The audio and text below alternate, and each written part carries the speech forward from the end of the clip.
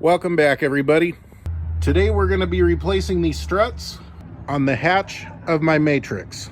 So what I got going on, when I lift this hatch, I have to push it all the way up to get it to stay, and it does take a little more effort than it should to get it open. And the nice thing is, it's super easy. All you need is a flathead screwdriver, as well as your replacement parts, and a piece of wood to hold the hatch open.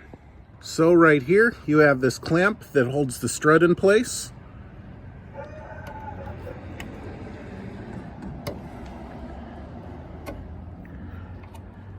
This would really be better with a mini flathead, but I can't for the life of me find one right now. And don't drop them like I just did. Then, right down here, another clamp you just pull out, but I'll have to go ahead and do this off camera. Then just pull it off, like that. And then this other side just comes off the vehicle too. Then go ahead and put your clamps back on the new ones, obviously. And then just put them back on the car. Just like that.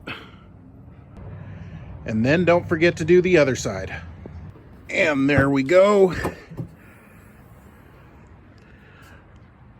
Lifts up smooth as butter now. The most tedious part is moving these clamps over, but then perhaps that's what I get for getting them at a scrapyard.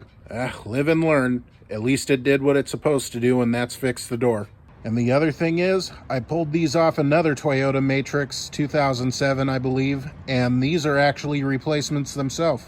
Here's what the original ones look like, and I know because I remember this car when it was new. But about $32 later, my hatch is fixed, so that's what matters. Also, I invite you to come check out Jesus Bible Study. I take passages from the Bible and make them relevant to today's world.